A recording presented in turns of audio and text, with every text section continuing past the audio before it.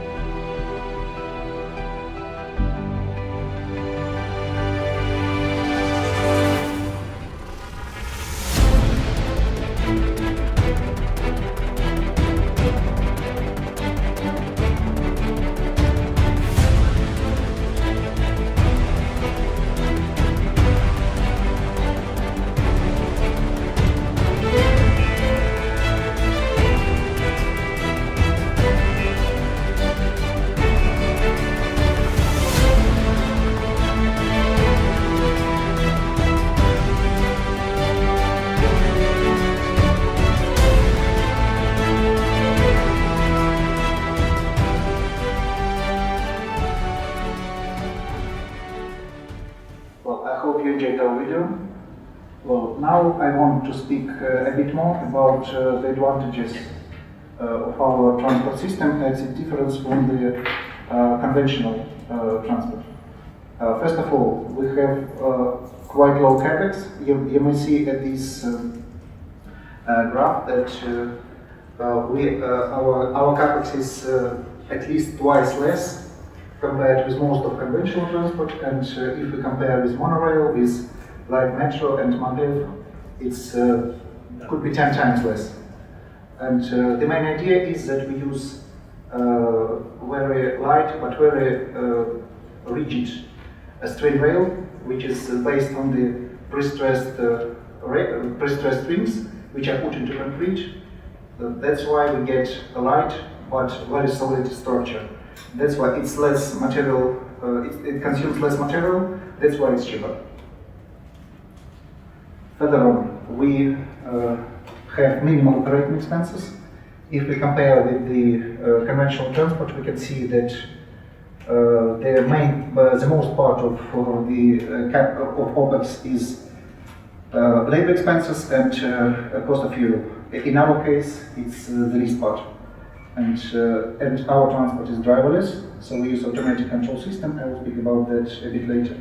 And in general, we can get the effect of so our transport system is 2 to 5 times cheaper in terms of OPEX compared with conventional transport. The next point, it's our transport system is ecologically sustainable. So we use minimal landed resources, and we use electricity, so it minimizes the harmful emissions to the atmosphere, and lots of people like that. And the last point is safety. The main issue here that our transport system is situated at the second level, so it doesn't cross with the existing transport at all. So the traffic accidents are minimal. The second point is anti-derailment system. You can see it in the picture. So it also increases the safety of our transport system, and it's resistant to natural disasters. The previous speaker was saying about floods here. And actually it's also resistant towards earthquakes, tsunami, and other natural disasters. So this transport system won't be ruined if any natural disasters happen. Well, and actually now we are implementing that at our test site in Belarus. We call it Ecotechnopark. It's situated in the town of Marina Gorka. It's not far from capital city of Minsk. And here you can see all the main types of our transport: unibus, unibike, unicar. I'll speak about them a bit later. And actually you may also see that we have got, at the end of the previous year, of the year 2017, we've got certificates from the Russian Institute of Urban Transport. That's why these vehicles are not just operating, but they are certified. Well, and now let's think how this project, how our technology can help to the development of Thailand, and in particular for the Eastern Economic Corridor. Actually, you can see this map, and actually the main points here to connect the seaports and the airports into one integrated transport system. And what we can do here? Well, first of all, we can increase cargo turnover, we can reduce transportation costs, we can increase the convenience of the transport, we can minimize transportation time, because the speed of our transportation is up to 500 kilometers per hour, and we can promote tourism as well. Well, and now let's speak about our main solutions which could be applied here. First of all, it's cargo transportation. So, if speaking about SkyWay transport system, it has several advantages. It's autonomous, it's point-to-point, it's high-speed, it's ultra-safe and energy efficient. We have also special solutions, not just for cargo transportation, but for the seaports as well. And many people during this conference were asking exactly about these solutions. You can see at this picture how container transportation could be arranged along the water, for example, and it can combine container transportation at the upper level and passenger transportation at a lower level. So it's a universal transport system.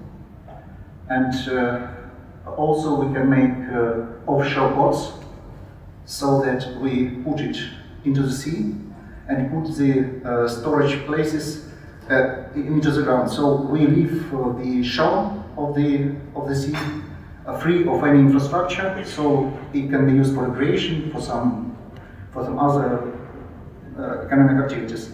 So, but we don't need to put boats at the shore, and these solutions could be applied not only for the big ports of world importance, but also for the small ports, as you can see at this slide. And here you can see how our container transportation could work. So the speed is up to 500, about 50 kilometers per hour.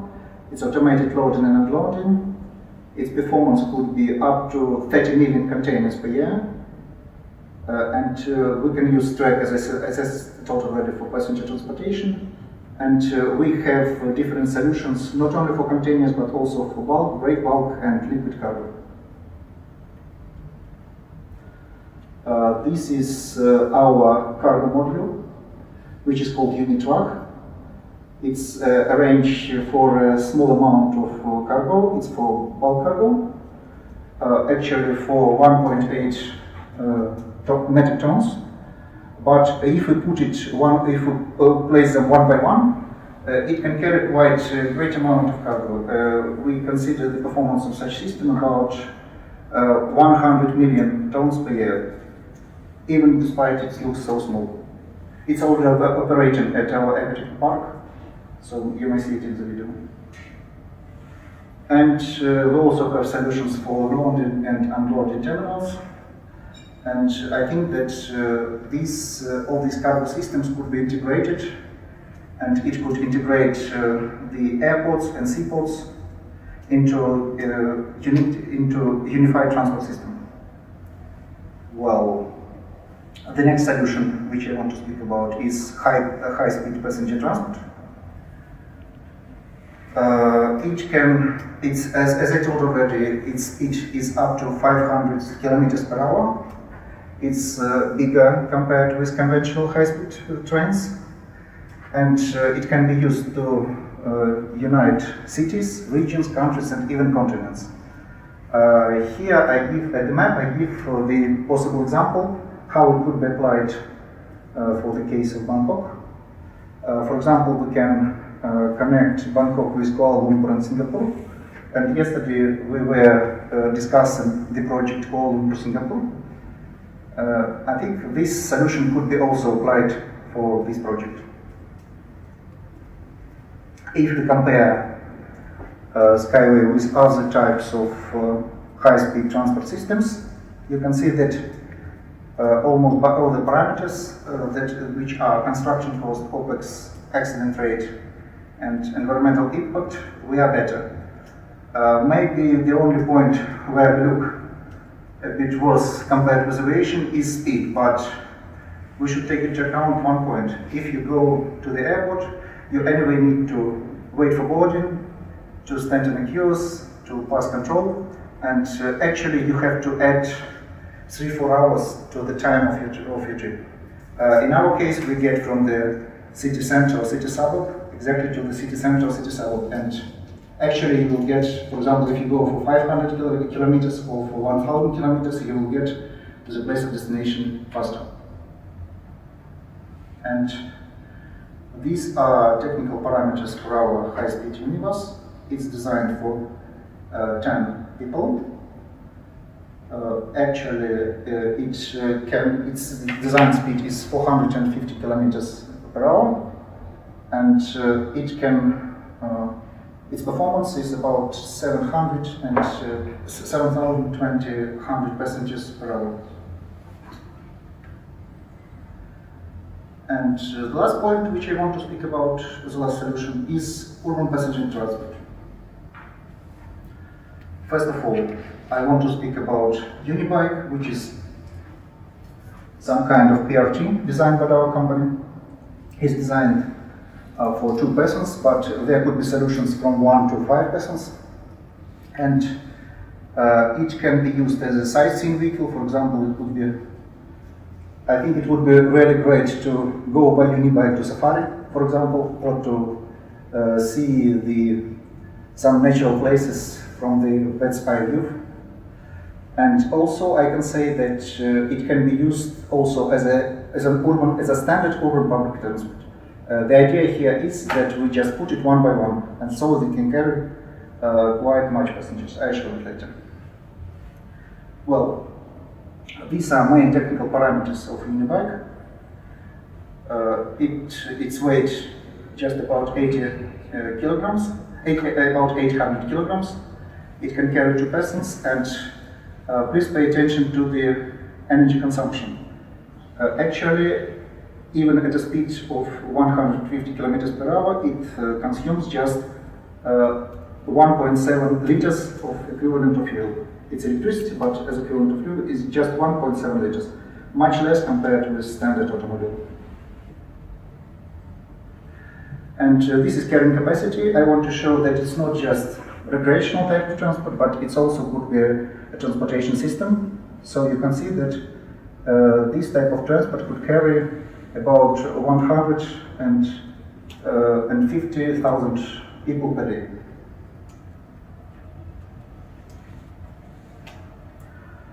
I also want to speak about the other solution, which one is Unibus. which is full-fledged solution for urban and intercity transportation. So this is actual possible replacement of metro, buses, and any other types of transport. So if you look at the graph, you can see that the difference of this. You can see that the speed of our transport is much higher. It could move at a speed of about 150 kilometers per hour, and the average speed is about 80 kilometers. So you can, maybe you've already tried how it is in Bangkok. Actually, there are lots of congestions all over the roads, and it's quite difficult to get where you want in time. So by using Unibus, it won't be a problem. You will get wherever you need quite quick. And actually, as we see, it could be used here for urban transport system in Bangkok and in the city of Pattaya, for transportation system connecting Bangkok and Pattaya, because now, as far as I understood, it takes from 2 to 3 hours to get there. By using this transport, you can get there by 1 hour. It would be much more convenient, and it could, of course, boost the tourism here. And we can use it not only for these routes, but also for general intercity transport system connecting the entire region. So if we do that, everything would be operating. It would be a general system which unites all the points. These are main technical characteristics of Unibus. As I told already, it's designed for 14 persons. And one more interesting fact, if which is energy consumption. Actually, if it will move it will go at the speed of 100 kilometers per hour, and for example, if it uses air conditioner, then the energy consumption for 14 persons will be just equivalent of 3 liters of fuel. So it's even for 14 persons, it's much less compared with traditional car. And I forgot to say that its performance could be up to about 50,000 passengers per hour. So it's compared with metro. One more solution, which could be interesting both inside the cities and outside the cities, is a second track structure. Actually, it's a solution which replaces conventional bridge, but it's much lighter and much cheaper. So you need not to spend billions of dollars to build some bridges, but this solution could be used. And actually, it's already realized in our Ecotechno Park in Belarus, and anybody can see how it works. This slide is devoted to carrying capacity. As I told already, it could carry about 50,000 passengers per hour and up to 1 million passengers per day. And if speaking about the benefits for urban development, you can see that unibuses can be integrated into any into any urban infrastructure, and actually it can have the following effects. First of all, improve living standards, reduce harmful emissions to the atmosphere, practically no road accidents, increasing of tourist potential, jobs creation, and increased economic potential and investment attractiveness. This slide is devoted to our approach towards infrastructure, and actually some trade and service centers could be played inside the stations. And we also can use our track structure as a place to locate fiber optics and cable power lines. I'll show it in the next slide. So, for example, if we are speaking about some hard-to-reach areas, which I think do exist here in Thailand, you can use this transportation system not just as a transport, but also as a means to provide it with the internet and electricity. I already told that our transport system is driverless. It's operated by automated control system. The main features of which you can see at this slide. So it uses Wi-Fi and other points, and actually it involves both the vehicles and the sports. One more solution which could be applicable here in Thailand. These are SkyWay linear cities. You can see at this picture that such cities could be created along the seashore, maybe in mountains, at any place which is convenient for life. And actually you can live in the rural area, but you don't need any car to go to a place of work or place of study or to some recreation, because it is connected by horizontal lifts. And you may use either, you may see at the picture, you may use either high-speed trains, which can deliver you, for example, to Ho Chi Minh, to Hanoi, to Kuala Lumpur, to Singapore, and if you need to go to some short distances, you can use the urban transport. And actually, everything is situated in walking distance, so you don't need to use car at all. And I can surely say that this would allow people to live in a healthy area and to enjoy life much more. Well, and now I want to make a conclusion. Well, first of all, our cargo solutions can increase the capacity of ports and freight terminals at least by 20 to 30%, and the cost of such systems are 3 to 4 times less compared to conventional ones. Well, if speaking about high-speed transport, we can connect Thailand with Malaysia and Singapore and other cities as well, and the cost of such track, in my opinion, could be up to 10 to 15 billions of US dollars, which is cheaper than other traditional solutions, especially the Japanese one, I think by 5 to 10 times. And the last point, the urban BRT transport can solve traffic problems in the cities, enhance tourism, and make transportation comfortable and well priced.